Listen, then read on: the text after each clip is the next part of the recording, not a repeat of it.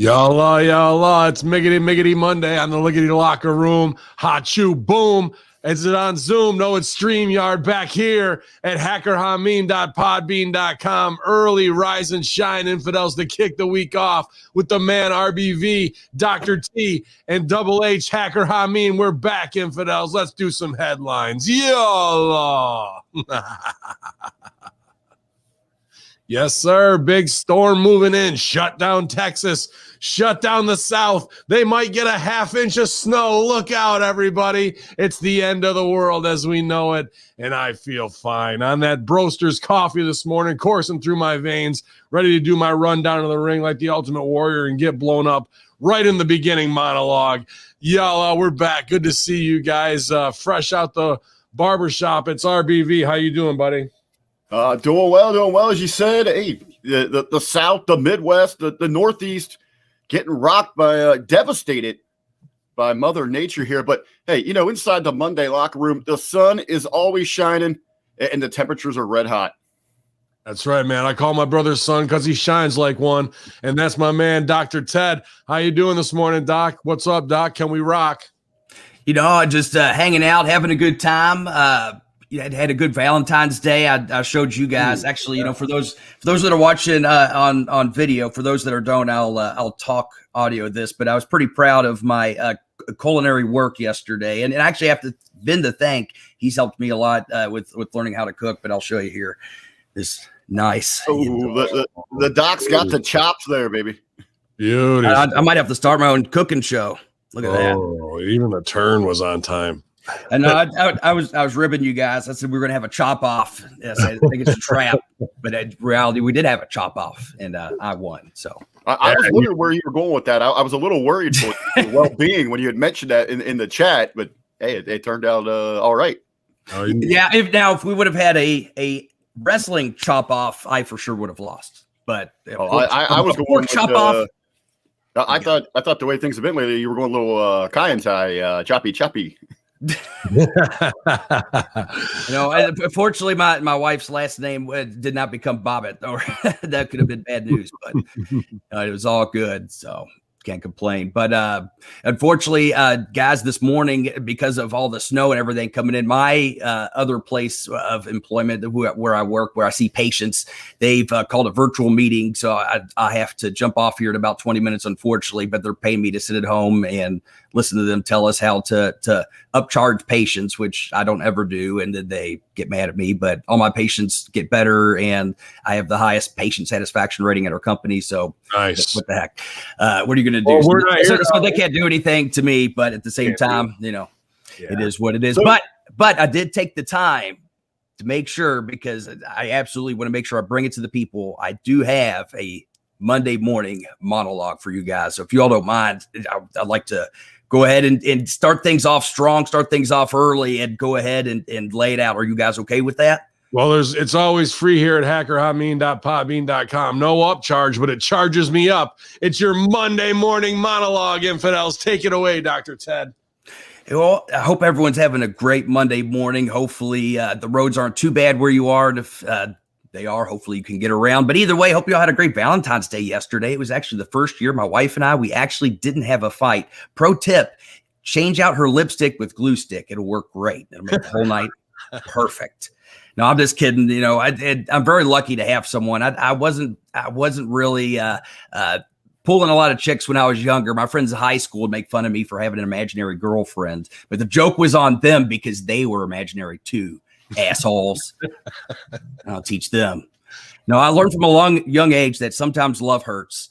But the easiest way to sometimes fix that is just to use a little more lube. And next thing you know, you're in business. But, I'm glad I chose my wife and not that tennis player I used to date. Love meant nothing to her. Or the welder woman. Sparks were flying with her, but it just didn't work out. The chef I dated, I remember she really buttered me up, but it just didn't go with there. And the arsonist, she was a match, let me tell you. But I'm glad I stuck with my wife. If I learned anything through this, it's never, ever the right thing to make fun of my wife for her choices, because I know that I'm one of them. So don't ever forget that. Let's get into some headlines. Why don't we? John Cena Can't see him, but he did appear in costume as a peacemaker on The Tonight Show recently, saying he will return to WWE as soon as he can. So for those of you wanting to see John Cena, as soon as wrestling pays more money than movies, he'll be back. Me too. So keep waiting. Lucha Libre Online recently interviewed AEW announcer Tony Schiavone, who discussed his career and the short-lived period he had working in WWE. I didn't hear the interview, but I only imagine when referring to his time in WWE, Tony Schiavone said, "It stinks." Yeah, see, yeah. You get it.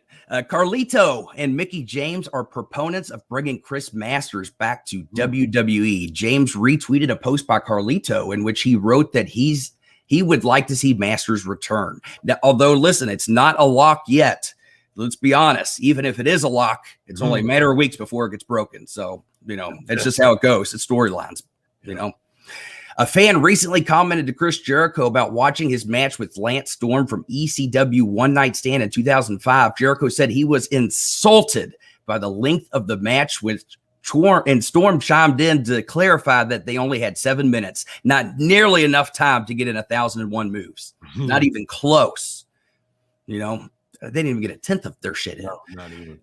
And last but not least, in a post on Twitter, Peyton Royce told her fans to stop sending packages to her home through the mail, claiming it was a form of stalking. And actually, believe it or not, I got a big scoop for everyone. I found out who the stalker was. You want to know who it was? It was DDP. Oh. Bang! Ladies and gentlemen, this has been your Monday morning monologue. Yeah, killing it on your post Valentine's Day wrap up for all the lonely hearts out there, man. Those chops and those fillets looked awesome last night. I'm still thinking about them. I was dreaming about them. Like I said, I have you to thank, man. Costco, it's where it's at. They get these big, thick friggin' chops, and it's awesome. Yeah, I did a great steak dinner the other night too myself. So, but I had ribeyes. I'm a ribeye man through and through. I love that marbled fat throughout. But yeah, man, I'm glad you had a good time. We had a great time. The wives and I, 14 of us went and got massages yesterday. It was a good time, man, all the way around. I feel 1,000 times better. Just everything. I don't need to explain to you. You're a doctor of physical therapy, but dude, sitting here so sedentary and just getting a big workout in every day isn't enough. But once they lay hands on you, dude, everything is just working better, from digestion to sleep to having the kinks worked out, dude. Absolutely. So even though you can only be with us for a little time today, know that what you're doing is probably helping somebody immensely. Well, laughter's an immense help as well. Well, actually, I do have, you actually got the light bulb going. I will send to not just you, I'll post it. I'll drive some traffic, hopefully, to the Hamin Media discussion group. For anyone that spends a long time at a desk, I always give them this chart, and it basically shows how you should lay out your desk in order for the best spinal alignment and the least amount of stress on your body while you sit there. And it's a nice little checklist to go through. There might be little things, there might be some stuff you're like, I just don't like it. And I just tell people, well, whatever makes you comfortable, but try your best to do as many things on this checklist as possible. And it'll go through exactly how to have your chair, how to have your elbows. It's basically saying if everything was perfect, this is how ideally you would sit throughout the day, but the least amount of stress on your body. So I will post that in the Hamin Media discussion group. I'll be probably reading shit, not paying attention during my meeting, so I'll post it as soon as I get off of here in a few minutes. I was going to say that'd be immensely. I mean, a huge help. Last week, I think I averaged sitting here at the computer 6 days, 10 hours a day, where I was hardly getting up. And at the end of over this weekend, it hit me. It hit me like a brick wall. I mean, my body was aching. I could tell, my lower back was killing me. It pretty much shut me down yesterday. We talk about, a lot of deadly things, the coronavirus or what smoking and all kinds of shit. But let me tell you, sitting is one of the deadliest killers in the United States. And we don't even talk about it. And that's just people who literally, sit throughout the day and just don't do what they need to, as far as, either it's just enough, to get up once an hour, go for a walk. But the people don't realize just sitting for hours on end in these positions, it actually can really do a lot of stress on the body. You stretch out areas that Otherwise, don't get a chance to contract again and get back to normal length. And then you start compensating, you start wearing down body parts, either at the hips, at the knees, or the lower back. I see it all the time. And if you don't end up taking care of that, then another joint that's helping take care of the joint next to it is going to break down. So if you have a bad hip and you keep walking through a bad hip, not do anything about it, then you're probably going to have back pain. You're probably going to fuck up your back or your knee. Sometimes even your ankle. It just, it depends. So everything's interconnected. And so I am going to be a big advocate for people just taking more charge of their health, and especially at a time when we're so caught up in the mainstream media and pop culture. It's like, I would hope, and some people are taking advantage of it, is take more opportunity to look inward and see what you can change about yourself. But I wasn't going to go off on this, but even, well, it's in the locker room, so we always talk. But the last couple of weeks, I actually went through a really bad depressive episode, and it actually turned out, well, it all happened because I wasn't able to get a hold of my provider and actually had to go cold turkey on some medication. And it was taking the opportunity to look within myself and realizing that I needed help. And so what I did is just reached out to some friends like you guys and some other people. And it was really helpful to get through that phase. And what it comes down to, because I reflect a lot and probably think way too much on this, but our body all the time is trying to stay in a negative feedback loop. And what I mean by that is when you add one kind of stress to the body, your body will react in kind to bring it back to normal. It's just like working out. If you go and work out and work up, you're just doing cardio. If you're all of a sudden your body needs more oxygen, it's going to speed up your heart rate, it's going to speed up your breath. And it's part of that negative feedback loop. Same thing when you break down muscle when you work out, your body's going to replace that with more muscle because it's trying to get back to, okay, this was too much stress for the body. Now we're going to rebuild the body back stronger. And then in theory, you'll be able to handle that stress the next time. And that's how you grow over time. But so essentially what happens when you're in this depressive state of mind is you're kind of in this positive feedback loop, which is no good for the body. And that means what I found, you get in this mindset of negativity, and that makes you not productive. And then that makes you feel even more negative, and then that makes you even less productive. And then you just keep ruminating in your thoughts of, what about this? What about that? Does this really matter? And it's taking the opportunity to say, I need help to get out of this feedback loop. And that's where talking to just a friend, a stranger, an acquaintance, whoever, someone to just be able to vent to and literally talk yourself through the other side of a negative feedback loop. So don't be the victim of a negative feedback loop in your own brain. Not to belittle it, but truly don't be a victim of your own brain's bullshit, because our bodies and our brains are very much able to sometimes do things that, are hard to influence otherwise. And sometimes we have to look beyond ourselves in order to find that help. So not to get off on a too serious note, but in all seriousness, anyone that might be going through, because we're in the doldrums right now with, the weather outside, I think the sunlight's not here as much. We're lacking a little bit of that natural vitamin D. And it's just, it's easy, and not to mention the state of the world too. So, just for anyone else that might be out there and having, any issues like that, please, reach out to anyone and help yourself get through the other side of that negative feedback loop or positive feedback loop, and get back to not to get too technical, but a state of homeostasis, or just a state of balance and peace within yourself, because certainly sometimes it's looking beyond yourself in order to find it. There's plenty on YouTube. Thank you for that, Beast. Absolutely 100% agree as well. I know our own, fitness guru, Stevie Richards, was feeling it in his back this past weekend, and he's got the new X chair with a lot of lower lumbar, some trophy support, and, just everything to try and make sure that we can keep ourselves as physically in tune and obviously mentally in tune. And there's plenty on YouTube you can do if you need to do meditation. I've been looking up a lot of stoicism practices along those lines, just to keep your head in a world of constant media barrage, even from us, that can drive you, insane with triggering positive and negative dopamine hits. That's all they want. So you got to find a way to really shut it down. Especially me too. I've been enjoying precision striking, working on my boxing. That's about the only time I can really shut my mind down from managing 14 different brands to only do one task and do it. It's easy to fall victim to those dopamine hits. It's like, there it is. Every time dopamine. It just feeds the addiction. So it's good to take a break from that, whether it be, kickboxing, going for a walk, doing whatever, they get your mind just out of all the other bullshit. Yeah, absolutely, man. So stronger together as always. StevieRichardsFitness.com. I see some people were joining at Ken Sorrell. Definitely, if you're in the truck all day long, that's just added vibration and bouncing around. I worked in the county for 2 summers in an old deuce and a half with no shocks. I know what you're going through, bro. People that drive trucks and people that drive tractors and things like that. Any vibration, Well, I was even thinking, now with all these storms that we're getting, you're going to see people out there in the trucks. They're going to be plowing long hours. What about people, just out there with the old school, the shovel, moving all this snow? You won't lift with your legs. You just whip it with your back, and you move one wrong way, bro. You're going to be feeling it for about 4 or 5 days afterwards. No doubt about it. I don't want to flood the discussion group, but I will also post a video on shoveling properly in order not to fuck up your back. So I'll do that as well. So we'll have all kinds of stuff on the media discussion page. I thought the proper way to do it was to hire someone else. Yeah, right. It's a good way. Oh, shit, infidels. We're shoveling the shit deep here already on Monday.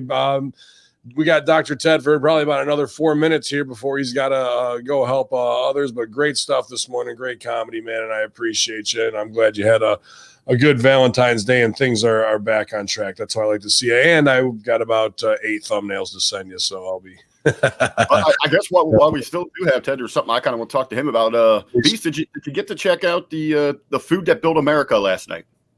I did not. Unfortunately, I do not have cable, and so I'm limited in my abilities. But I think it's on Hulu the next day. It will drop today. So I will plan on catching it tonight, and I'm looking forward to having the opportunity to review some of these shows. I know it sounds very interesting talking about the history of foods, because I do think a lot of which kind of helps shape part of our identity in America certainly is food, and so I'm excited to hear more about how these different culinary creations have shaped our country. I think what's so amazing with it, Ben, you've got the series that you're so into with your theater background. Beast, I know you get into the movies and all that. This is something I've really been looking forward to for a couple of months now, and it's a cinematic documentary that looks at the true food icons of America.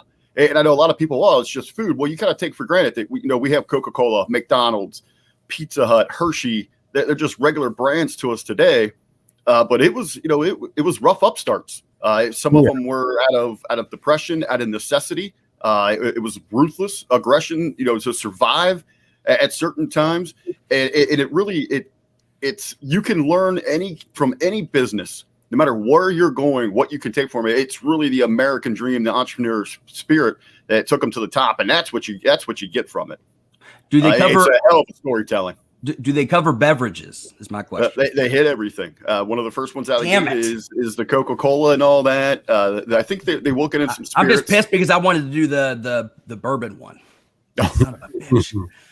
And we do got new bourbons. I'm excited to try that flatboat and the peanut butter one. Wife's got me some new ones. I tracked that Cooper's. It was nice and light, but I don't know if you saw Stevie wants you to send him that the app for the.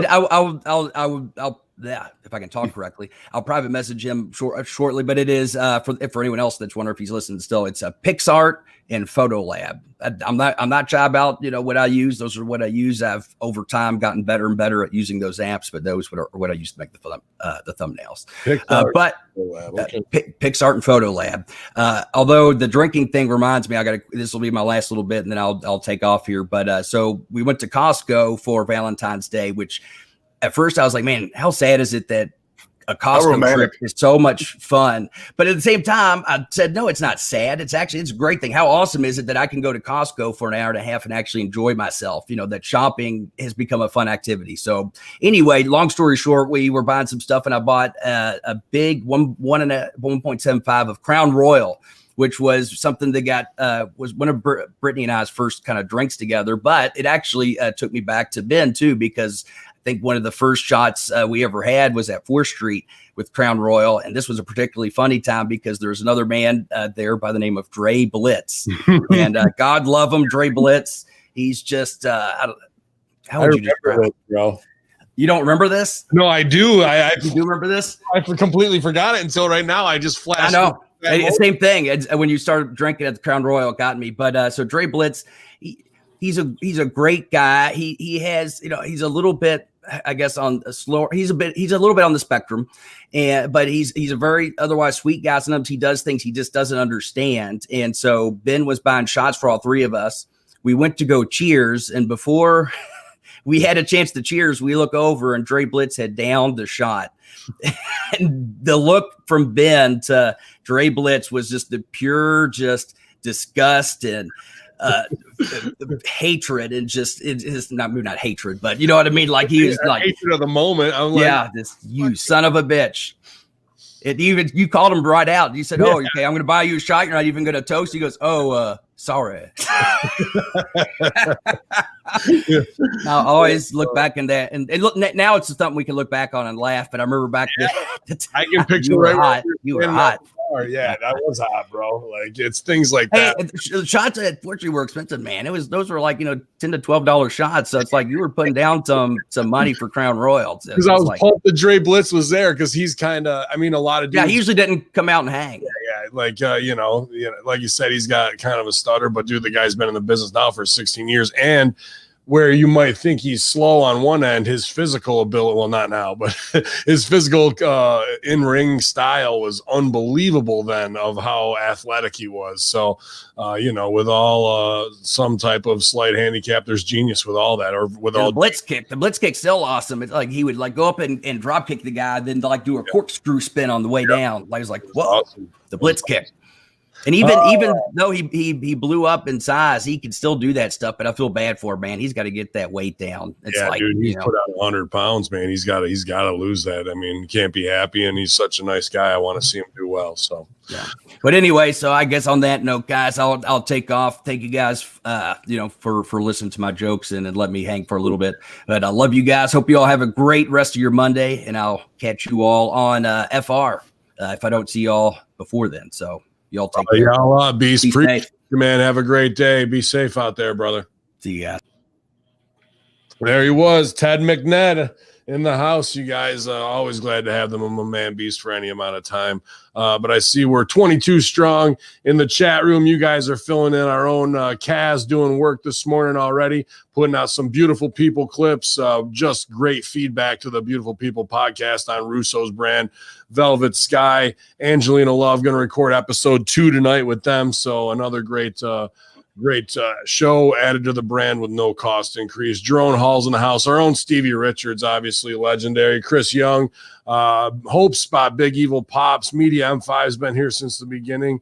Our own El Plaja propaganda masters here as well, you guys. So you can join us now on youtube.com/MROVW, Mr. OVW, Ben Hamin channel. But I am working on something bigger.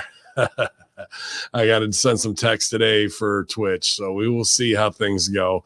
But you know me, I like to get the big fuck you in, and I'll sit in the cut until it happens. But yeah, man, Marty McFly, I'm glad you got away from Biff and worked on your skateboarding skills there, Sailor. Absolutely. Yeah, looking good though, man.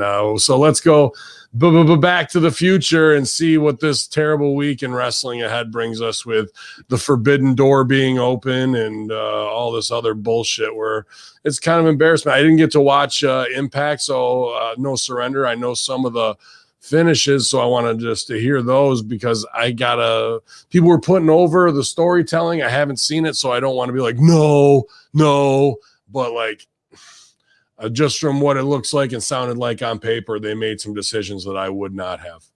I say we're going to we're going to go over, hit the highlights, the highs, maybe the lows, both Impacts, No Surrender. We've also had NXT TakeOver. We got some big out of control this morning. I mean, it's in control, but it's just massive today, bro. Go ahead. It's taken over. It has taken over. We do have some headlines we've got to hit on here today, but I want to get things going with our usual mind meld, or we'll say food for thought. As I had mentioned, last night I was completely enthralled in the food that built America. And one of the things that really jumped out to me, a theme throughout the few episodes they ran last night, is it wasn't necessarily that you had to reinvent the wheel. You might not have had the best product, but it was about branding, media, marketing. And as I said, watching while the show was about food, it could apply to so many areas of life. And I wanted to talk to you, Ben. Impact use that lesson more than anything? They got the best wrestling show out of all of them, and 150,000 people are watching. Why? Yeah, it's COVID. Yeah, it's whatever. And Impact may have some brand damage, but their show is better than everybody else's. They got stars. They're doing the same thing. The marketing and distribution is not there. That's the problem. That's what I wanted to talk with you about, Ben, about some of these promotions, and then maybe get into some of the talents themselves, how they should carry themselves. What do you, as you'd mentioned there with Impact, and I think those that have really checked it out, they tend to agree to a large extent that it is the best program out there right now. Where are they missing? What are they? How do they need to make that connection, build that bridge to help grow that brand? For them, even with Tony Khan looking like a total fool on their show and on his own, like that at least gives them opportunity to be in front of 4 times as much as they're drawing right now, so 600 to 800,000. But and to see that, what in 2CW we dream as dream booking, creating opportunities that you would never have anyplace else, because now the forbidden door is open. But what are you going to do with it, and how are you going to set things up along those lines? So that's fine. And they went that first week, they had 50,000 live people watching on Impact. Now they're down to 6,000. So you're at 1/10 of where you were at inception. What was it, 8-10 weeks ago? If that. So that's the true number, is that the crossover only brought another 3,000 fans for online to watch that.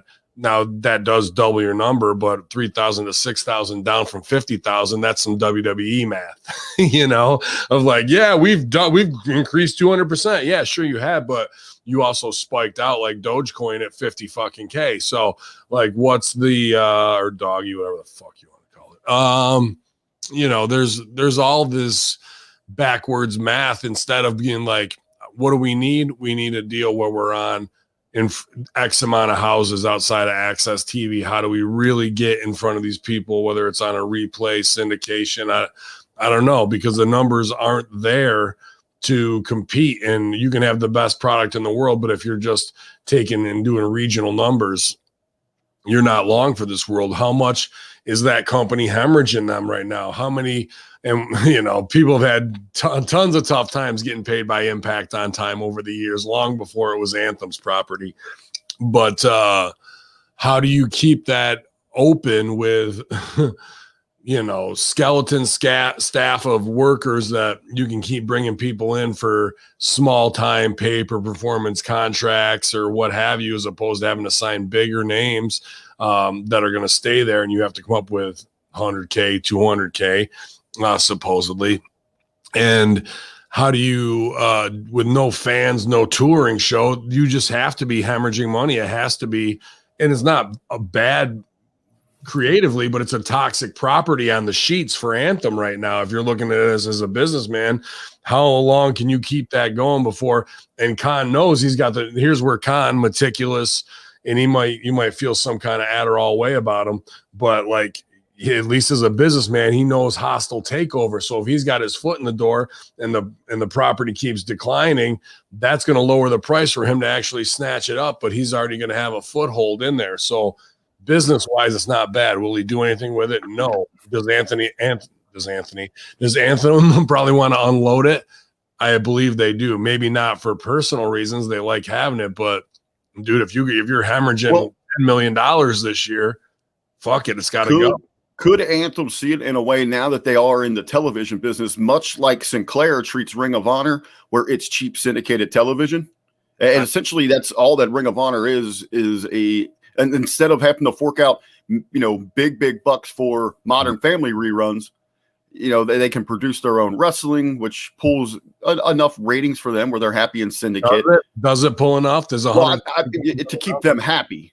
But I don't think that's enough to keep them happy, bud. Like, I think if you were to do the math of because it's their show, like only 150,000, but if you lose X amount, 10 million, as opposed to being able to buy Dharma and Greg for 4 million, right?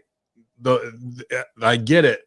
We want to do our own thing, be proud of it, but at the end of the day, dollars and cents is fucking bottom line. So I'd have to NBC and crunch those numbers. Those popular syndicates, I don't know how well like a Dharma Greg's doing today, but like your Modern Family, even before NXT went to USA, you had shows like that were outdrawing pro wrestling. Well, yeah, of course they would with mass appeal from if NBC's doing 60 million and you can even take a tenth of that from what is, like when they first debut, and then on a syndicator, you're still doing 6 million at the end of the day, and wrestling's doing 150. And then you can go and say, do you want your product tied to this major show or do you want it tied to phony wrestling? And then the prices are different. And, it just all comes down to that and not an emotional thing because they're not in a niche market to care about the future of wrestling. They're caring about making money off of advertisers. Wow. Absolutely. So many people inside the wrestling bubble we're really looking at, NXT versus AEW. While sure the networks are looking at that, they're also looking at you're not performing as well as the show you replaced. Mm-hmm. Yeah. And that's a bigger concern to the network. I'm surprised Fox hasn't pulled that trigger yet, especially after this week was possibly one of the worst SmackDowns in the last 2 or 3 years, bro. It was the lowest rating in the Thunderdome era for the show that's aired on Fox. Good. It was the show's dog shit, and Fox cancels shows that go below a 3.5, and now we're at a 1.8, and they paid $1 billion to it. I have to untwitter thumbs myself because I just want to hit him up and be like, Jacob Allman, are you ready to talk now? Like I told you this 2 years ago. Are you ready to talk now? And it's not the performers on the show. It's the writing and the layout and the overall story arc. The hero's journeys aren't there. Nothing is there. And this guy's just worried about taking selfies with Seth. Like that Seth segment was so bad. I can't wait to bury it tomorrow. It was beyond bad. What is interesting, this past weekend over on Twitter, the Hamin Media Group, we ran a poll for Valentine's Day asking fans what they love about professional wrestling. And ironically enough, there have been, as you mentioned, overwhelmingly 1 and 2 in the poll were intriguing characters and storylines. When a girl you've tried to get over as a beast, as a whatever for X amount, gets over with My Hole on Monday when it just comes out, in the moment, and then by Friday they kill that and stomp it in the ground. You know what I mean?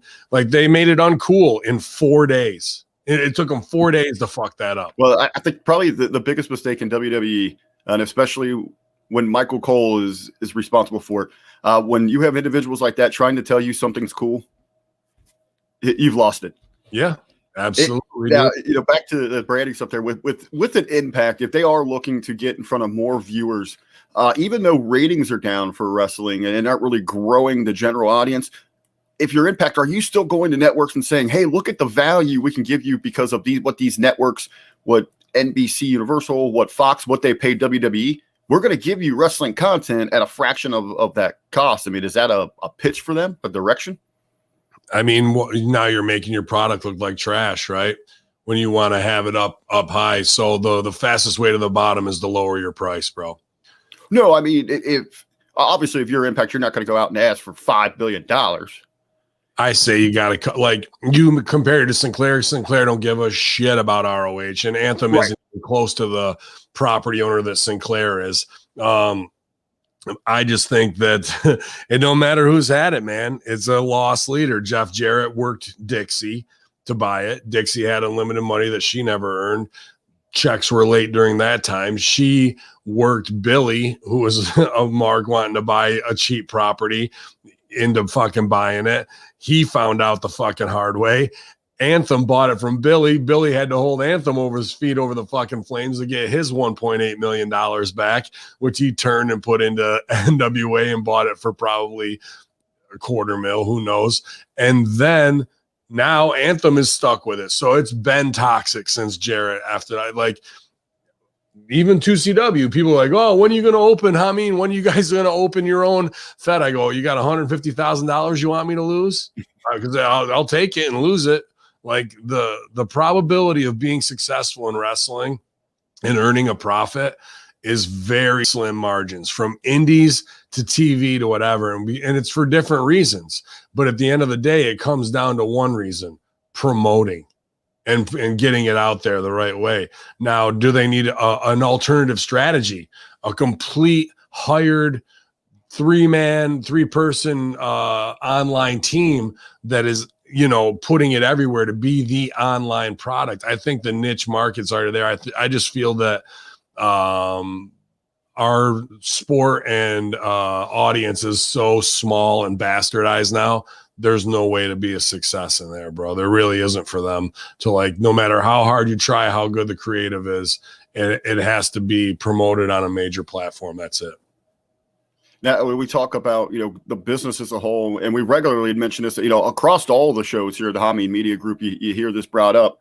And again, it goes back to growing the overall audience for professional wrestling, where now it seems, the big companies, WWE's living so deep inside their own bubble, even AEW, they're overly catering to these niche audiences without really giving, a backstory. I know you were hot on this last week. You see the dip in numbers for AEW, where the people inside the bubble, they're overly ecstatic that we've got a partnership, between New Japan, between Impact, between AEW. That's not growing a general audience. You talk about terrible imagery and branding. You run Kenta out there the other day. He looks like an absolute slob. He doesn't scream superstar in any way. And even it's only a small portion of their bubble niche audience that even is familiar with who he was. He's so over that they lost 104,000 viewers from the week before when he debuted. He debuted the week before as a surprise. So you'd think, what's Kenta going to do? We got to find out what's up with Kenta. No, 104,000 people go, we don't give a fuck. And that's a niche audience. So you dropped 13% of your diehard fan base for your big surprise. Where does the heat fall? Does that come down on Cyrus of convincing that he worked friggin' Khan to be like, the New Japan thing, bro, it's going to get over. Oh, Kenny Omega in the sand trap. Let's do some, you got an eagle, pal, another one. That shit is so lame. It's so out of touch. And Cyrus worked them. But is the 104,000 drop going to fall on his head and Tony Khan's for not knowing that, again, how to create the hero's journey? Stepping on your business scene after scene after scene where you get the pin, but here comes the heat right on it. So the pin means nothing. No, the pin means everything. That's the end of the fucking symphony. That's the psychological finish. You can get on stepping on that business one time on a show. He does it 5 or 6 times because he has no idea what he's doing. And, even I was getting stooge reports where he was doing I, me, my on, Jericho's podcast, and Jericho was like half ribbing back, I haven't heard it, but I guess the fans could hear like the eye roll of Jericho. You know what I mean? Like, I like that, the eye roll of Jericho. Yeah, that's good. There's a lot of just real bullshit and mismanagement and people in positions who are going along to get along instead of stepping up, because you can do that shit and you'll get this paycheck for now, but that doesn't, to me, that's so short-sighted by just being like, yeah, TK, you got it, buddy. Pat on the back because the check's clearing, as Rip would say. That's one thing where Rip and I have not an issue, but I disagree with him, is Rip. Well, Vince McMahon's checks never bounce. Well, I don't give a fuck because that's fine if you're earning 6,000 and more, but guess what? Those guys that were earning 6 are now earning 3. Why? Because nobody steps up and goes, fuck this shit, whoop whoop juggalo, and fucking does like what needs to be done to be like, this creative sucks, and if we keep going this way, we're not going to have jobs. You're looking short-sighted for a paycheck for the next year before you get future endeavored, instead of making a mark in the business that will raise everybody's paycheck because we're doing good work and we're all going to have jobs for 3 or 4 years. The way AEW is going, what happens when they hit 500,000? Because nobody stepped up and said, dude, you suck at this shit. The book is now going to Arn, Dustin, Jerry Lynn, and Jake the Snake. You don't have any control over creative going forward. Obviously, these guys, it's the master manipulators, the ultimate chess game. They have to be behind the scenes kind of positioning themselves for that, right? No, waiting for the they're strike. not. They're positioning themselves for when that happens. There's no more. They all lose.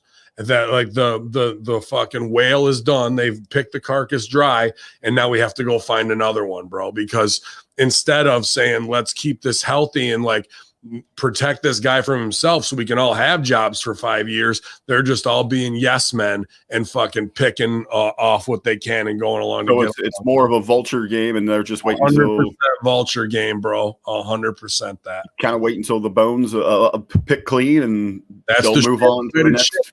Where Rip goes, well, the check clears. I'm like, yeah, but I want it to clear and get bigger over 5 years, not fuck this. It's 1 year. Well, like he's fucking up. The heat'll be on him. At least we got paid. Like that's so small minded and how to build something to a level of greatness to compete. It's kind of similar to you see the people that are over impatient, excited, pressing with this $1,400 instead of looking at a bigger picture issue.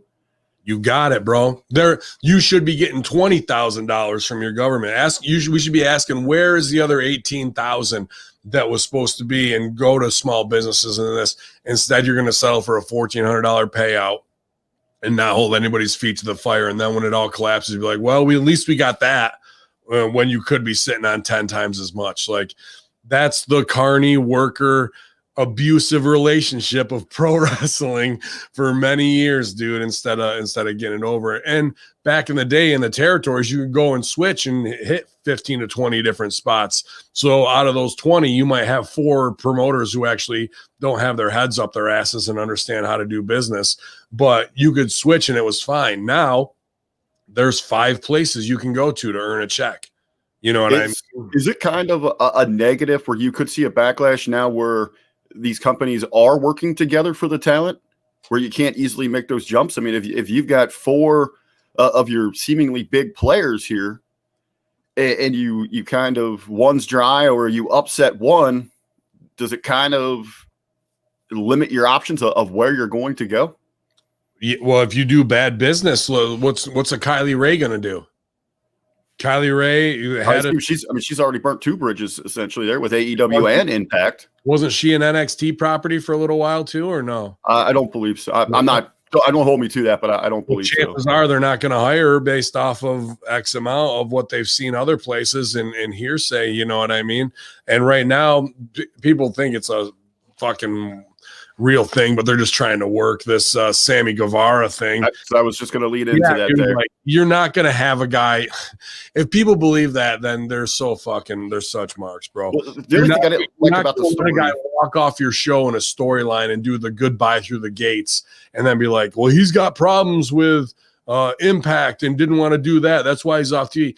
If that was true, they would never give him a walk-off on the TV show. You'd just be written off and you'd just be fucking silenced. They're not going to give you a shine if you're not willing to do business. So that whole story is a concocted work, in my opinion, bro. I was going to say what was kind of funny about that is there's no details with it. You know, what was said, what he didn't like. It's just that he spoke up and made people unhappy. So it's... Yeah. We got Jared Cantor in the house, Cantor too. He says, I've been a baseball fan my whole life. That doesn't mean I can run the Mets. And I played on competitive teams. Khan never wrestled a day in his life. I agree with that, but I also agree that maybe you could run the Mets because they're not doing too good either. So, Jared, I appreciate you joining us this morning. Sonic the Hedrat and Mike Roche in the house as well, you guys. 26 strong here at youtube.com/Ben Hamin channel. Let's get into some of the happenings from over the weekend. We'll start it off with NXT. I know that the crew, Colin, the vet, everything they got going on, I'm sure they're going to go into great detail this week on the Next Level podcast you can find at hackerhamin.podbean.com. But they hit some of these. We're talking about signings and new destinations, 2 big lands for WWE, and it looks like they're heading towards NXT. You've got Tyra Valkyrie. She's going to be going to the women's division. And as we also saw on the pre-show for TakeOver Vengeance, we've got Eli, the LA Knight is going to be debuting with them. Yeah, man. LA Knight. I guess, man, they want to do the Los Angeles Hollywood thing with him. So they're going to do the Mr. LA. He can get it over. But dude, I got to say, like, I like Eli Drake in ring. I like his style and charisma, but dude, he is a complete knockoff of Stone. Like he's such a Stone Cold mark and such a Rock mark. Good artists create, great artists steal and make it their own. He got the opportunity and impact because Mr. Anderson, Ken Anderson, had some heat or something with the dummy, and got that over, right? And they want to do the what or whatever, and Anderson didn't want to do it. So Eli took it, ran with it, got over, and started to become his own man a bit, and then was marginalized, went to NWA, was forgotten about. And now here we are is back. He was an FCW guy at one time. I think he tagged with Brian Cage, actually. But he's back as now we're new LA night. Yeah. And we're going to do the Eli Drake bit, but we're not going to call him Eli Drake, even though we're going to force down another porn name over everybody. It's just like, it's so out of touch again. And then somebody not saying, bro, you can't, like, he sounded more like Austin last night than in The Rock. Like that was like when he first got on the mic, you're like, wow, this guy's just stealing from Flair and The Rock and Austin. Last night we were right back to that again, bro, square one. And it was just kind of cringy to me because that guy's got so much charisma that let's find a little bit more of your own voice. We'll take from them what worked, but how do we morph that into something for you that's you? I was just watching somebody do an impersonation last night, man. It was not that actually, you mentioned that he'd been in the system down in Florida and all that, but I had the opportunity to watch him when he broke in right here in Cincinnati. He was with Les Thatcher, Cody Hawk at the HWA. There you go. And he had a lot of delivery like that back then, when Austin and Rock were really in their prime. You could see that's where he was sampling his work from. That's going to get him. That's going to be a problem. Because dudes in WWE. So he doesn't really steal their style on the mic, but he does in the ring, but he makes it his own. But Dolph Ziggler is a massive Brett and Shawn mark. Massive, and Mr. Perfect too.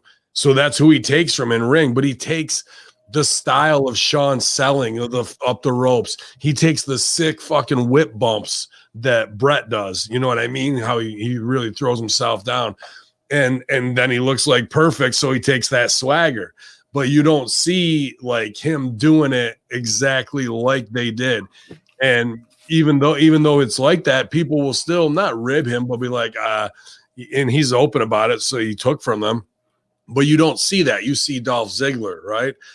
People are going to look at Eli Drake like, bro, you're just doing an impersonation. You're at some Mark shit. And the small talk will start because him coming in as a half name means he's taking somebody else's spot and somebody else's spotlight. And then they will start the rumors of this guy's just a mark. Look at him doing a Stone Cold knockoff.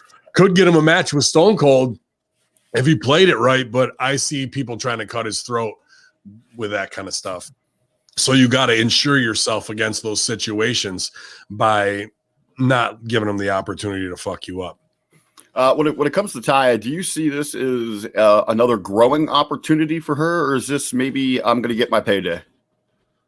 Man, I mean, they're fools, so they'll fuck it up. But the money is in Taya, absolutely, bro. And I wouldn't even keep her in NXT. She's ready for the main roster. Like, why would the main roster needs her way more than that? Like, I would have signed her, kept her on ice till the night after WrestleMania. That's only 60 days away. Get her working with some people and how they want to, and Bianca Belair up, and that's your first fucking feud right there. You know what I mean? Yes. So like they'll fuck it up because they want to make you jump through the fucking hoops and be like, you got to go learn it our way. The NXT. Meanwhile, her husband's been in this fucking business for 20 years doing it the right way and going along to get along. The money is in these power couples, bro. And they're not even going to acknowledge it. When right away they should put her with Morrison. They should put Maurice with Miz. They should have Killer Cross and Scarlett together. Triple H and Steph. If they still would have had her, Aleister Black and Selena Vega. You got Andrade and Charlotte. You could have Otis and Char in My Hole if you wanted to do a comedy big one. There's a bunch there that we should be getting over in power couples of hungry 30-somethings to become the next Stephanie and Triple H. That's what we should be striving for. The ones that have incredible charisma, they're young, they're marketable. You could go with Bianca and Ford. Bianca and Ford, Naomi and Jay. Dude, all these power couples are there, ready to be laid out in a certain way. Why not do something where Steph and Triple H challenge them to see who's going to be the next players to step up? Now we got some backstabbing. We could have Love Island. We could have all that kind of shit if you wanted to go that way.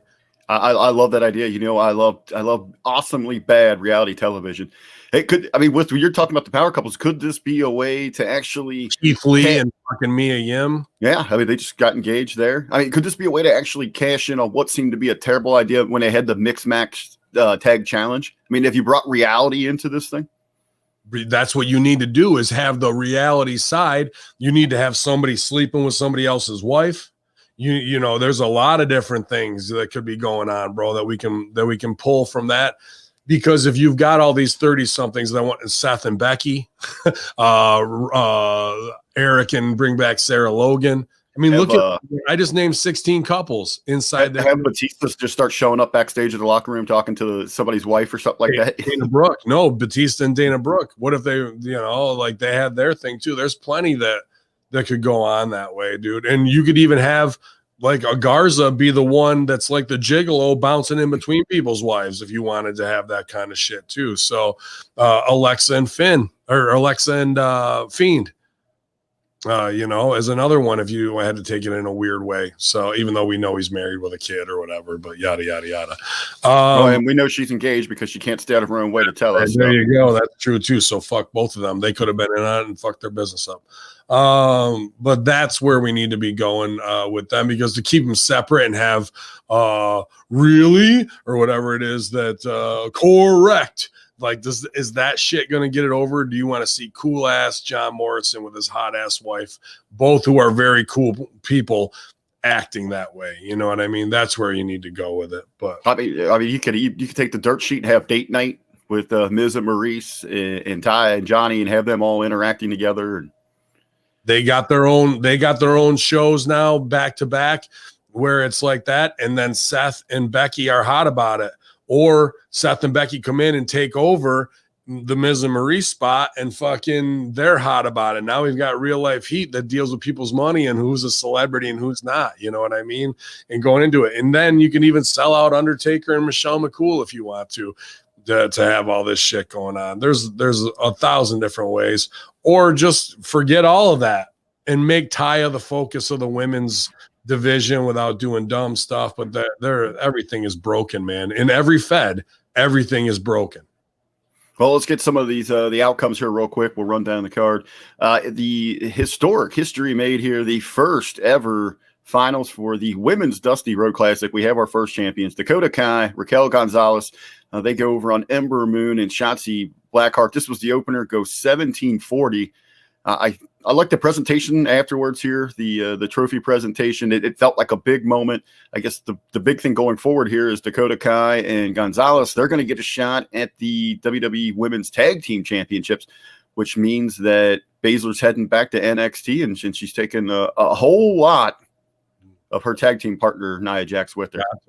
She looked good on Thursday with the Rhino, or Friday with the Rhino lining sprayed on her on the outside. They just lined her up against the wall and spread her cheeks and hit her with the Rhino gun, or the whatever they call them, yoga pants. Yeah, who cares?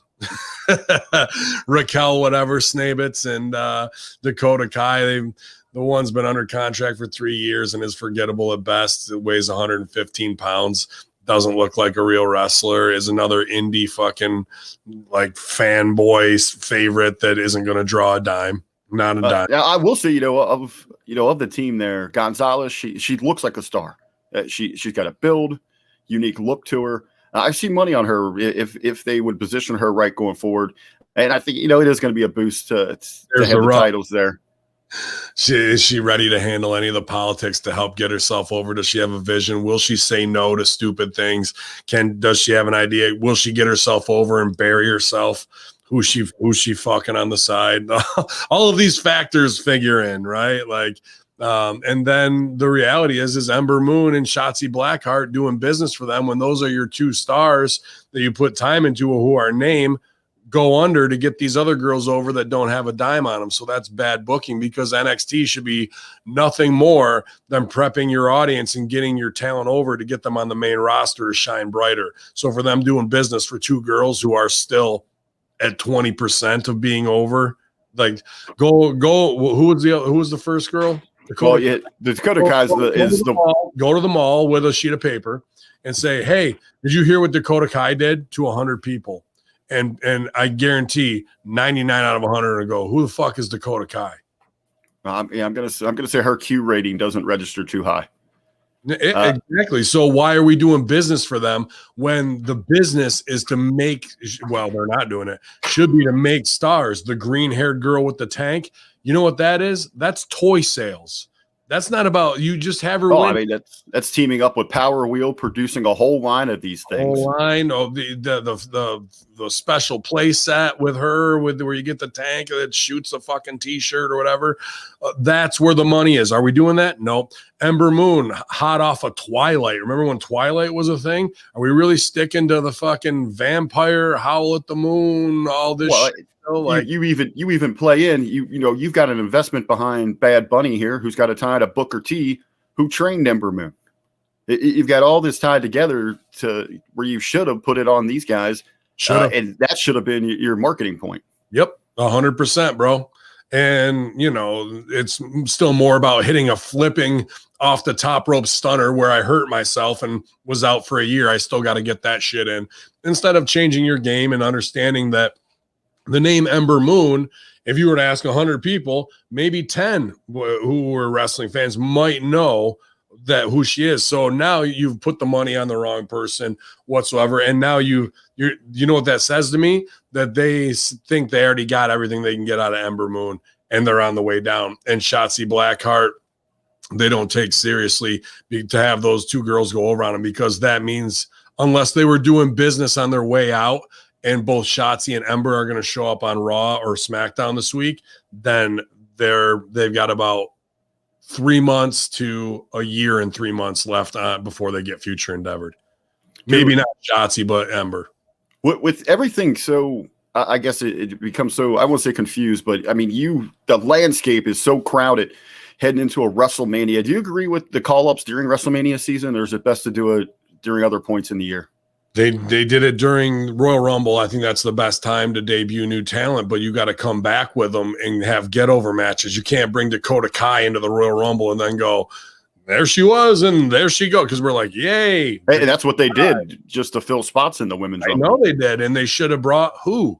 What other woman from nostalgia would have gotten 1,000 times more pop than fucking her, dude? I can name, we can name half a dozen of them. Yeah, I mean, we can go down the line for Molly Holly would have been 1,000 times better. But Beth Phoenix, that Edge said in his promo, Beth Phoenix is going to be in the women's, and then she wasn't. Like, they're like all. You mentioned Molly. I mean, you got Hurricane in the men's. Why don't you have Super Molly in the women's? I would. Dakota Kai out of nowhere, only to take her off TV, never to be seen, possibly ever again. Then you get match 2 here. Not really a whole lot to talk about here. We'll leave it for the pros there on Next Level. Gargano over Kushida. I guess I mentioned my Vest brother Kushida there. Still has no idea where the hard cam is. But yeah, they go at it for over 24, close to 25 minutes. Here's one, MSK. Well, let's just hold on. Like that, where he kicks him and I saw the meme, is just Sean taking fucking him and Brett's stuff and putting it on those two, because Gargano and Ciampa are working hand in hand with Sean. Like that, these their project. So now we're just taking Attitude Era stuff with guys who aren't over at all. Gargano's not over. You could go to the mall and say who Johnny Gargano is. No one would know, and fucking Kushida fucking be like, you got a 2-for-1 for Kushida sushi down there? Is that what you're fucking telling me? Like, that's what I would, like Kushida, get the fuck out of here. And then they're doing this spot to pop Sean because it was Sean's thing and because Gargano's a mark for that era, like we all are. But guess what? When Brett and Sean did it, they were on top. And everybody knew who the fuck they were, and it meant something. And the Hart Foundation were top heels and had tons of heat. Now you're doing it, and it looks like little kids at elementary school redoing what they saw on TV, except this is on TV too, and people are supposed to be going, oh my God, it's awesome. And they think it's going to have the same effect. Nobody's talking about this except the Monday locker room today. It's so fucking. Yeah, now you've got this visual when you say, I like Gargano, but now you mentioned him in the mall. Now he just reminds me of the guy at the Gap folding sweaters. Exactly, bro. He should be at Abercrombie shirtless, and not to say Gargano's not a great wrestler and worker and what have you, but it's about you're putting money and time into these people and no one has an idea at all except for an audience of 500,000, well, 1.5 million.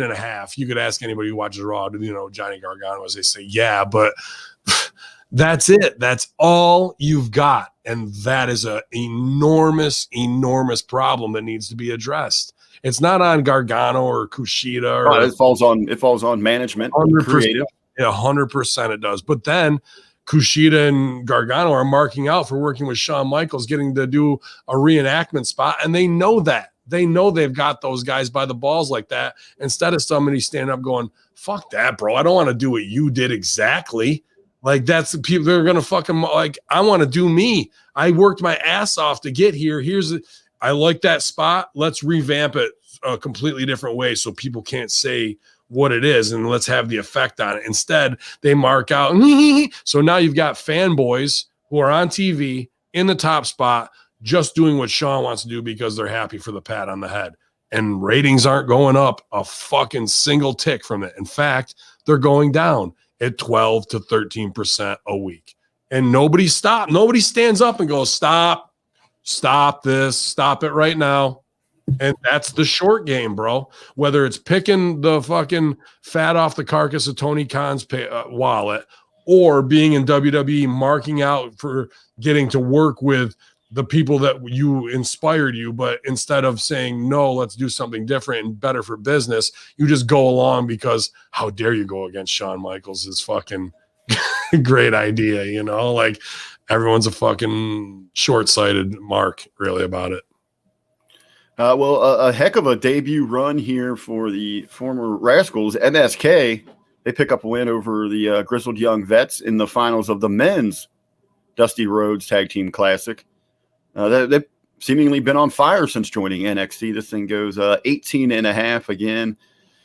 Carter and Lee, former the Rascals, now MSK, they pick up a big win.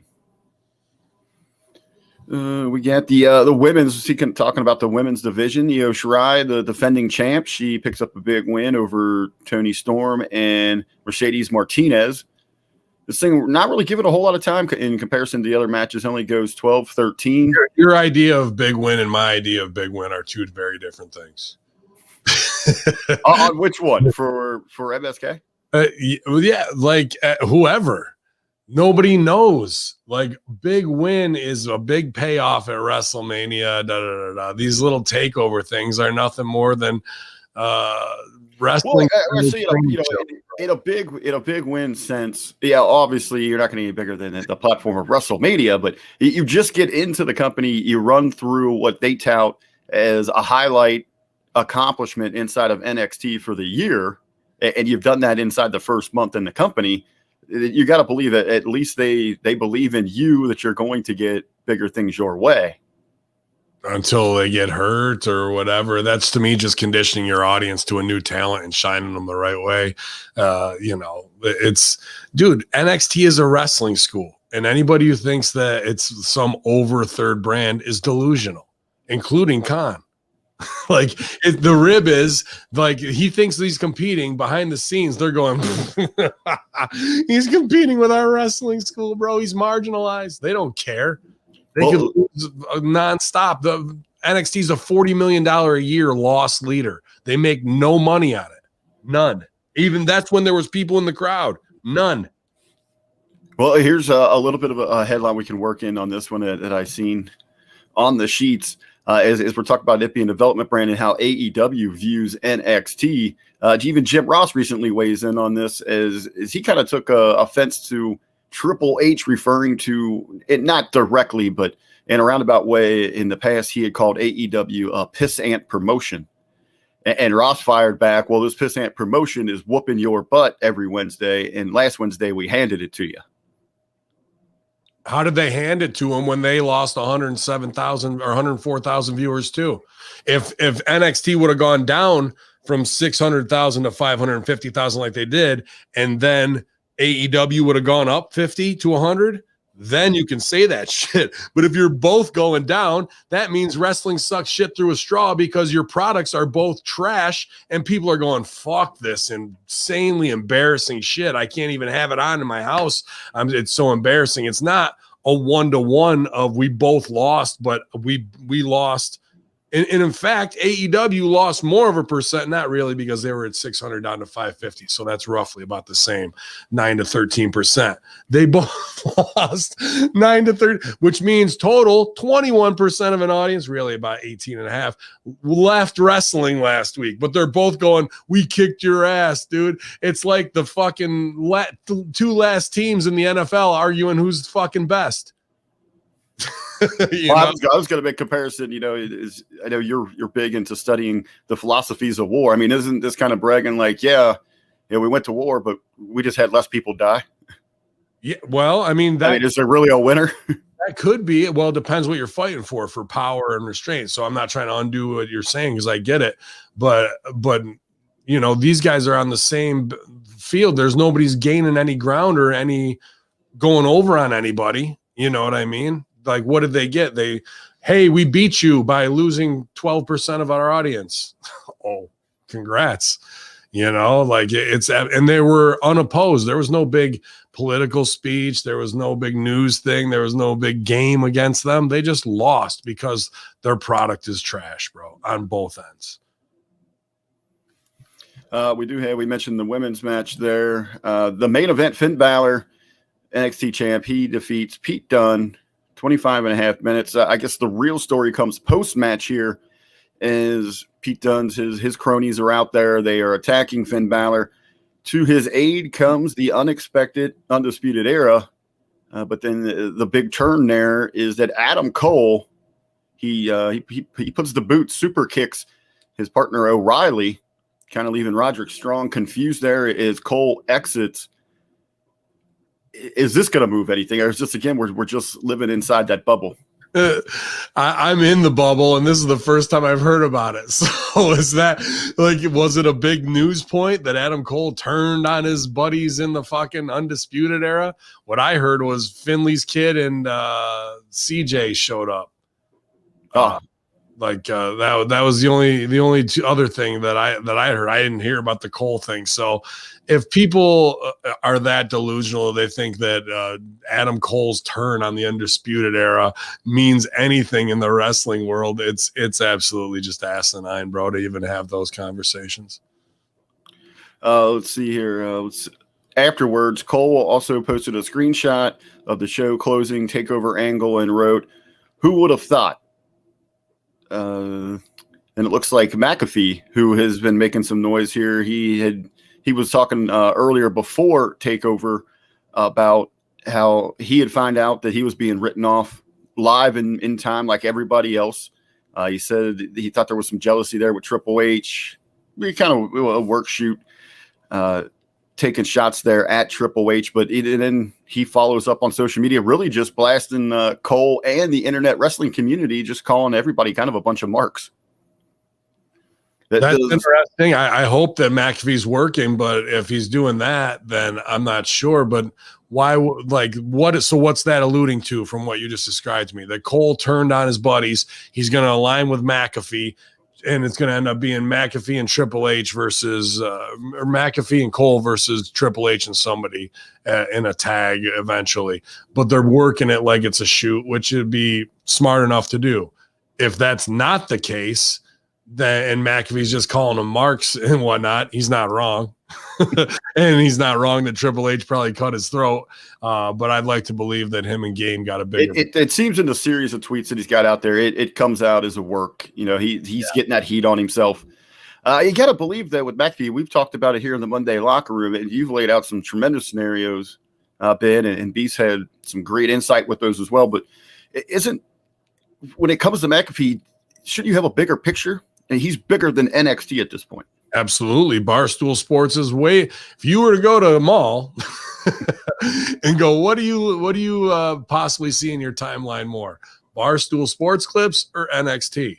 Barstool Sports is a podcasting side third company, is more over in the mainstream alongside sports than wrestling is right now. Absolutely. I think you keep going to this mall. Who the fuck goes to the mall anymore, Ben? Are there malls even open anymore? Yeah, well, I mean, you can go to Cooperstown Connection at Sangertown Square Mall in Destiny, USA, and stand right outside them where the sports fans are and do your fucking survey there. But you know, I think Barstool's way more over. So, and it's way more of a chance to get wrestling in front of a mainstream audience. So maybe Cole is the smartest one here in doing that to jump on McAfee's side of things so we can try and actually get him out there. But as soon as you bring Adam Cole to the main roster, it's all over with, bro. Well, you think Ali is small? Put Adam Cole next to Ali, and then you'll see. Oh, absolutely. To me, breaking up Undisputed Era, if you're going to move, to me, this says they are destined to stay with NXT for an extended period. Because if they were going to move up, they needed each other as a group. They absolutely need. I mean, like you said, just put him again next to Ali, he's going to be dwarfed. I mean, just imagine him trying to stand there against Roman Reigns. The only one that I even show, I mean, whatever. I don't know the other one, so I'm not going to hate on him. You know, I've worked Joe Cole, but Bobby Fish, I like the way he mixes his Muay Thai in, but whatnot. But even me standing next to Fish is, you know, you see a pretty good size difference, and Fish is the big one in their crew. You know, and there's no way you're going to put them up there with Sheamus and Drew and think that that's going to fucking look a certain way, bro. It's going to look like children whose parents paid a birthday party fee for them to get in the ring with those guys. Like, out of all of them, Tommaso's the only one, and his neck is fucking screwed. You know what I mean? From taking these bumps. Well, it seems that he would almost be best served to move to the red or blue, actually, so he could be protected more inside that ring, working with people like, you know, Randy Orton. I agree. I 100% agree. Plus, Tommaso's been in wrestling since OVW 2004. So he's one of the few that I think really gets it and understands. The rest of those guys might be over and they went to Japan or whatever. They still don't really get how to get over, you know. Let's switch gears here real quick. We'll jump to No Surrender Impact Wrestling. I know you and Big Ray are probably going to go into great detail on this thing on this week's Impact Attack. It's just some big talking points here. Your girl, ODB. Dirty gimmicks. She's back. Impact Wrestling. We knew it was coming. She's here now. Her team, they pick up a win. She teamed up with another one of your personal favorites there, Jordan Grace. And Jazz to defeat Perazzo, Kimberly, and Susan. Yeah, but I got a huge problem again. I mean, not with that by any means. Let me just scroll back here. I got to go through the Stranglers chat here because we I will say that, you know, you promised it. You said she was going to come in looking in tremendous shape. ODB, she looked great. Yeah. Oh, she has been, bro. But then on Friday, they got to post this. Let me get my cam here. I mean, they got it. They just can't help themselves. They fought on Sunday, did they not? Saturday. So why the fuck would you do that, bro? Like, to me, that's why you can't take Impact to put them on a next level. These girls are going to fight in a 6-woman where they're on opposite sides, and Deanna's supposed to be a heel, but they just can't stop themselves from doing these posts. That to me would be your paycheck. Thank you very much for wrestling the match, but I've also fined you the exact amount, except for on $1 shy. I'd give you $1 as an insult. As instead of doing something productive that's going to help spread the product, actually spread your own personal brand, like going on and having the world's most heated debate with Stevie Ray, you're taking selfies like that. Yep, could have had it instead. We get that instead, bro. Like we love this business so much that we're not going to protect shit, and we're going to put this stuff out here, dude. It's absolutely abhorrent, and it kills me because Deanna trained under Damian Adams, and Damian Adams is Rip Rogers 101, and it kills me that. But that shows that they're kids. Like once they get over, they just think they're over, and I don't have to do that anymore. I can play by the cool kids club, and I can just do these little things as everybody else is doing it instead of protecting your biz. And if you really love this biz, then you would, especially if you're playing Jackie O, like the character Deanna is, or the virtuosa that's supposed to be whatever, and being a head of a clique that's heels, we get that kind of stuff, bro. That just shows a big level of immaturity to me. We had a gauntlet style triple threat revolver. All right. Shout out to Dirty though, man. I actually got to get a hold of her this week to try and get some collaboration going too. She looks great. I love seeing all the stuff at the food truck in Florida. Everybody's been showing up there to show Dirty some love, man. And she's really feeling good this year, and that makes me real happy to see, dude. I do want to say, I know my barbecue. It is some top-notch stuff. Mm-hmm. I probably had it over the course of 3 days at the StarCast. I probably had it almost a dozen times. Nice. Phenomenal. ODB's meet and greet, the new truck, you guys, if you're in Florida, definitely keep an eye out for it. What did you think about this style, this gauntlet match, a triple threat? I thought it was the style's not necessarily mine. I'm not really into the X Division style, the lucha style, whatever you want to call it, the cruiser. But I thought the match itself was unique to introduce the triple threat aspect. A gauntlet combined with a triple threat is interesting, bro. And I want to go back and I watch it maybe later this afternoon. But that style, is what Impact can do that other places don't do. Like you take a chance with it. So I like that. It makes them set out. But if it's worked the right way, it could get over. I didn't see it. Who went over in it? Your Josh Alexander picks up the big win, so he becomes the number one contender. Yep, that's good biz. That's good biz. So he'll move on to challenge TJP, who looks like he finished up business with Rahat Raju. Raju, yeah. Raju, yeah. That was one of the more compelling stories that they had going on with Raju. Oh, he's awesome. He is a great champ, and he's got stuff with Mahabali Shira right now as his big man. He's great on the mic, and they can spin out and do a bunch of other stuff. But that's how you do multiple business to get Josh Alexander over up to that level as a singles after he split off with Ethan Page from the North. To go over on TJP, but Rohit and Mahabali will probably interrupt that. After that match over, we'll get a tag match with TJP and Josh Alexander on the same side with Mahabali and Rohit. Baby's up, or that gets effed over too. Then we'll go into a triple threat for the title with Rohit, with Josh, with TJP, and I'd put Josh Alexander over there and make him.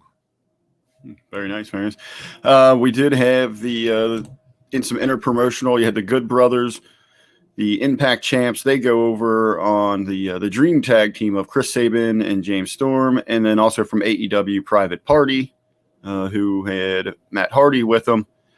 Main event. I know we had some conversations amongst the HMG group, private conversations. If they would pull the trigger here, but Rich Swann is able to defeat the birthday boy, Tommy Dreamer.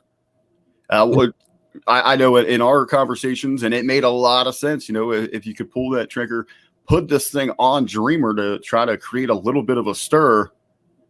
I know you had points on both sides of this. Was this the right call? Could you have seen him going the Dreamer? And what is the future for Swann as champion? I think they missed big on this, bro. I think Dreamer was the way to go, coming off the 50th birthday stuff, crossover from AEW, the legacy of Terry Funk in ECW, and now that Dreamer is that exact thing to play it over. Funk went over in ECW, And Funk has had some health issues this week. Like, what if? Like, this could have been a huge moment to have Funker on the phone talking, even giving Dreamer coaching advice. Even now, like we just missed on a lot here, dude. It would have been way better business to put it on Dreamer and then have Moose, like he did, come out and fucking kill everybody. But then when Moose goes over, he goes over on Dreamer. I mean, worked a lot of shows with Swan, a lot of respect for him, does awesome stuff, but he's not drawing a viewer or a dime being champion. And that's just them, probably with Cyrus talking in somebody's ear, saying that he wants that Omega versus Swan's going to draw the spot fest that they all wanted, that they didn't know they needed. Like, that's what got in their ear. They fucked up the finish. Dreamer's whole gimmick, his whole life has been losing matches, showing that you can lose and get more over and empathy. On your 50th birthday, that's where you pay it off. That's where you go over strong. And then you step on the business in a con way and get heat on Moose at the end by having him lay him out. But you got to get the big yay moment so he can get heat and take it away. Instead, we got minimal heat, no payoff, with Swan staying champ that nobody really gives a fuck about. So we got kind of a, okay, all right. He got heat instead of like, oh, yes, Dreamer's the fucking man at 50. Give hope to all the 18 to 49-year-old dads. And then Moose comes in. Well, Moose is a bad motherfucker. Dreamer's it's gonna get hardcore. Like, and then you almost have Moose just embarrassing, right, to get that ultimate heat on him. Yeah. Dude, it was not the right choice. I mean, I'm about max value, bro, and that was not max value at all. So again, every company, even with great stars and great fucking minds like D-Lo and Dreamer backstage and everybody else, D'Amore, still get it wrong, bro. Still, and like, well, we want to do this and for the Forbidden Door. Yeah, well, this would have been an even bigger. If you would have had Dreamer even show up to face Omega on Impact, that will be 10 times more than Swan versus him will ever be, bro. It just won't be. And I don't know how they're so in the bubble that they listen to Callis and other guys who pitch these things, and it's not even the top 3 choices of what's a better draw for business. I mean, just even if, you know, it's a short run, as you're saying, Ben, the nostalgia, because you're marketing inside your bubble, you're going to pull those people back, that ECW pop, a real ECW pop, not a reunion show where you're just running names out there. No, you're running you are giving people a feeling of psychology of like, oh, that's awesome. You have that feel good, and you give people hope.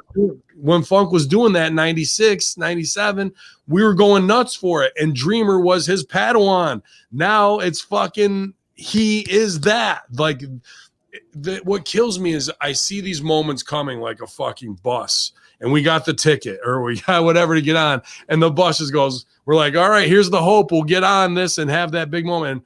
And it fucking goes and you watch it just go down the road. And it's that feeling of, oh, well, that wasn't, we'll never get that one back again. There was the big moment. We had it and it fucking passed us right by and we watched it. We watched it all go by and we didn't do nothing to fucking make it happen, bro. That's my most hated and depressing thing in wrestling. My stomach hurts right now even saying it. Just watching a big moment that could be what would it be?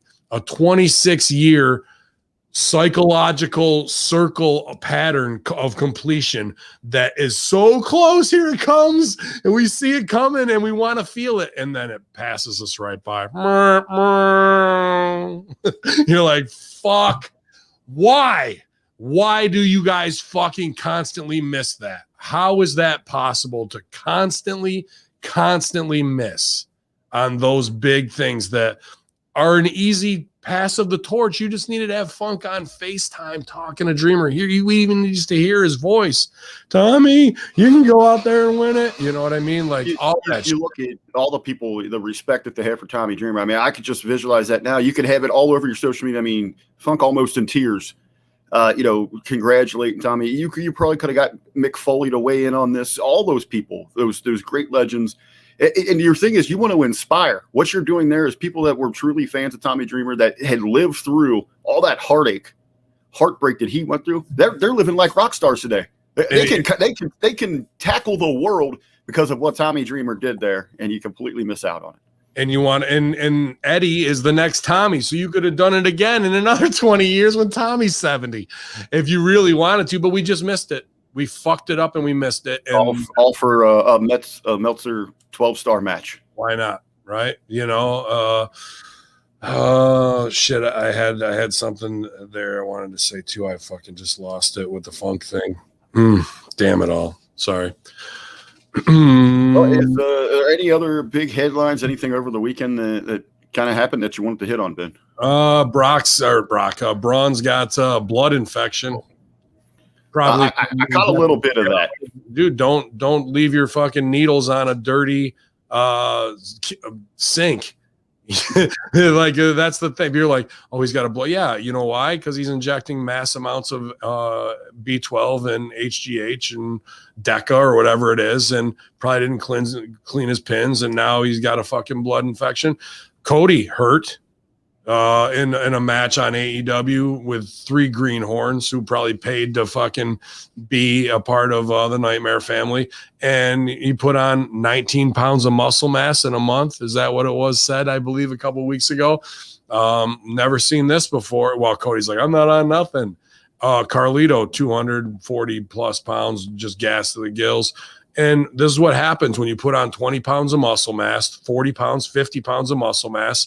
Your tendons, ligaments are not growing at the same rate. Now they're stressed out. All you have to do is turn and step the wrong way. Ask Kevin Nash, Triple H, or Vince trying to slide into the ring, and your quad blows off your leg because the human physiology and putting that type of amount of muscle mass on is unnatural. And it's going to keep happening for the vanity project of it all, because guys still got to keep getting their spots in, and then they're going to get hurt. And then the big storylines, when you got to pay something off with Shaq, ain't going to happen the right way because now you're hurt.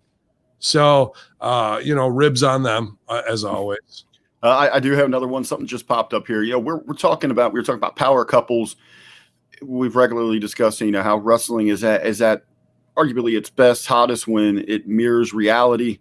Going back a couple of years now, I'm sure, those that have been following the Impact Attack and Impact TNA Wrestling, all that. Ben, you recall the Kurt Angle, Jeff Jarrett situation that kind of mirrored the real life happenings between the Angles' marriage falling apart, the affairs. Obviously, she would go on to marry Jeff Jarrett. They would end up settling their score in the wrestling ring at a Lethal Lockdown. Actually, it took place in Cincinnati. I was at that event. Eric Bischoff recently spoke on his podcast, 83 Weeks, about the Angle. And Bischoff had to say of it, I tried to stay as far away from the reality of this story as I possibly could. The situation and the stories that I heard about and how it all went down with Karen and the divorce and the relationship and the affairs, it's like, man, this is too hot for me. I don't want to be near it at any time. I don't want to talk about it. I don't want to hear about it. If somebody else is talking about it, I'm going to leave the room. I don't know. Are there certain boundaries that you don't push with the storylines, or is it fair game? It depends in the presentation. Boy, I'll tell you, that is a tough one. And if you're dealing with big talent like that, it's about gauging it. You can't just go, all right, guys, come on in here. We're going to fucking talk about you banging his wife, and you're going to go out there and she likes anal and fucking yada, yada, yada. And I recall they even brought the kids in for some vignettes and things like that on this one. You want to talk about how far it goes? Then Angle was with the one tall chick there, the black chick, Raka Khan, or was that what it? Yep. Yeah. And then the rib from that goes to WWE, where Jason Jordan is his fucking illegitimate black son. Like, that's how far these stupid fucking vindictive things play out. And now what's Jason Jordan's career? A rib. So I don't know, man. That's tough. Like, I'm not here to be the one to go to bat for those guys, but I'm trying to put myself in that position. Could I talk to them individually both and go, you guys, we've got something here that is very, I understand, tough to deal with.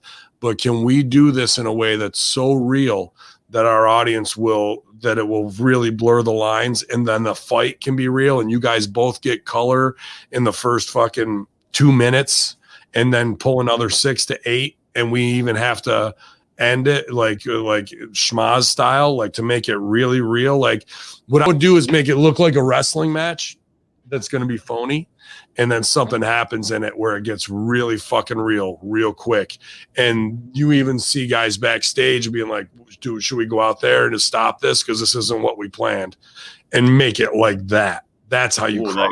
You know what I mean? Because what they had done with it, like I said, it was inside Lethal Lockdown. It was a best 2 out of 3. So it went from it was like that's a phony as shit. So a reman, a real man, a submission, and then the escape. Best 2 out of 3. You could have built it as that. And 2 minutes in, they both got color and they're punching the shit out of each other for real, hard way. And fucking Angle shoots on him, boom, locks him up, and pop Jeff Jarrett's shoulder or something. Like, and Jeff sells it like it's fucked. And you see the ref like whatever. Then Angle rolls out of the ring and they fucking do whatever. He gets something, a wrench, and then he fucking brains Jarrett again. And Jarrett's just laying there bleeding. Like that could be a worked wrench, a rubber wrench or whatever. And then everybody comes down like, what the fuck? Like, really. And he's like, dude, you fuck my wife? Oh, whatever, like. Oh, actually, they're taking Angle out. This wasn't the plan. And he's just yelling, he fucked my wife. He fucked my wife. And fuck you. Oh, yeah. Screaming, dude, like really showing rage. No phony wrestling shit at all. And like somebody tries to grab Angle and he fucking fish hooks them and beats the shit out of them for real. No phony punches. I'm talking real. You got to get lumped up. Someone's like, would you let Angle punch you in the face 5 times for 25 grand? Yes. To help this out? Yes, I would.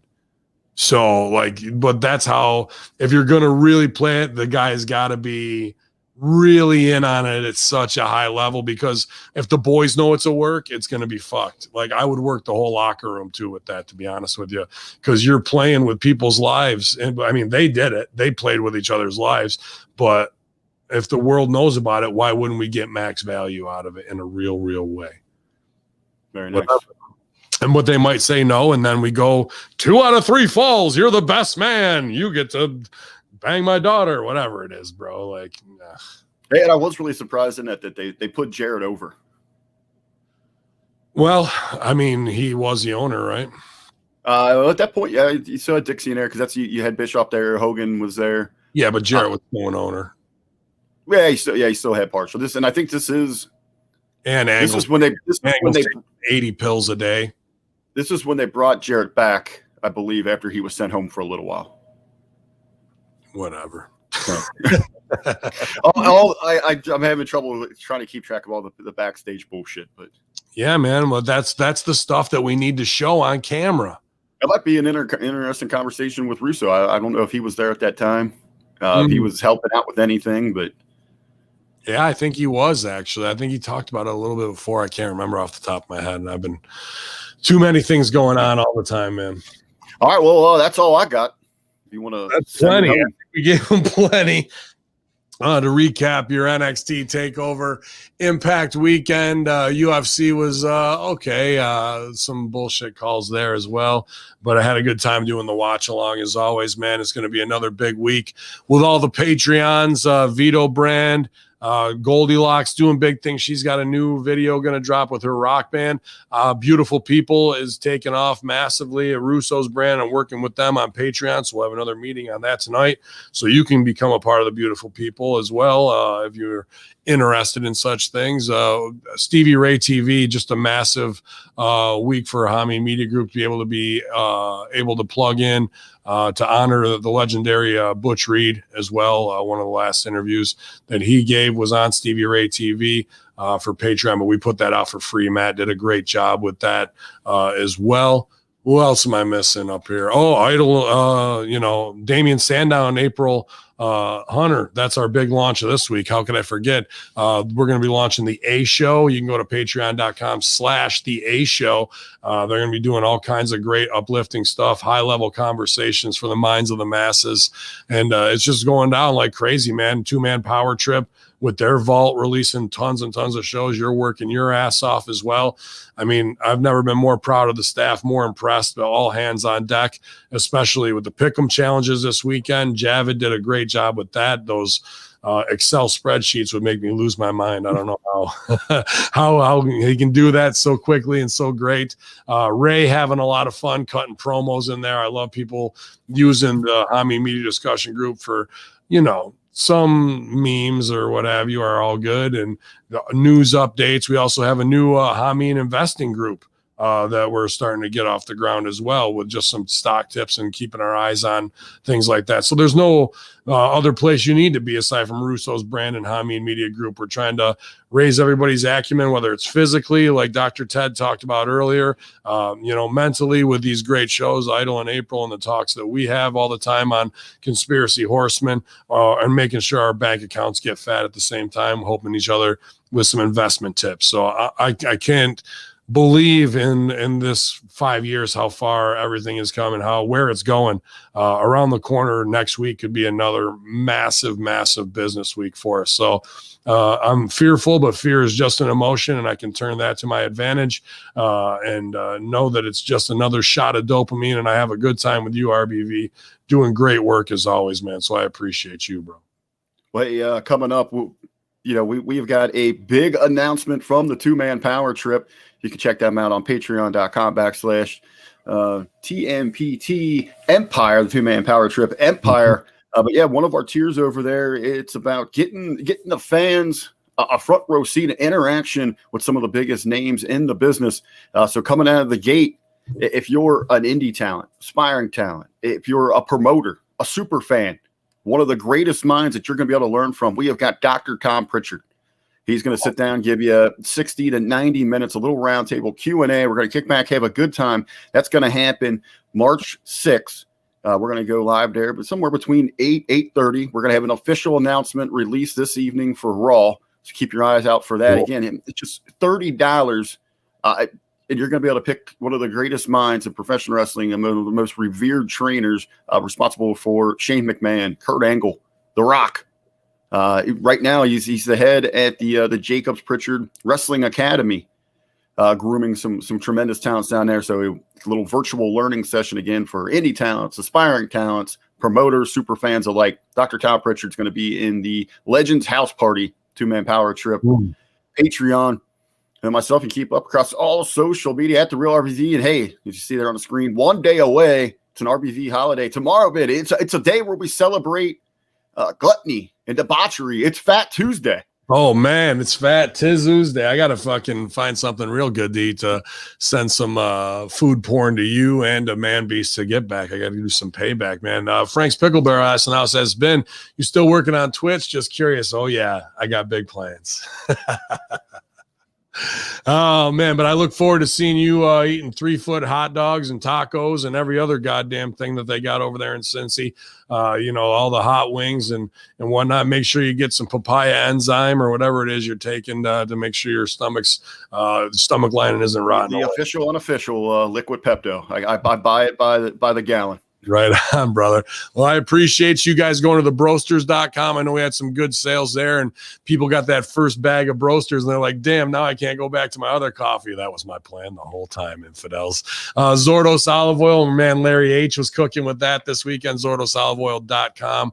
Appreciate that because they just whacked me for the entire web fee yesterday. So it'd be nice to sell some bottles of oil. And it's ultra premium, just like the Monday locker room is, infidels.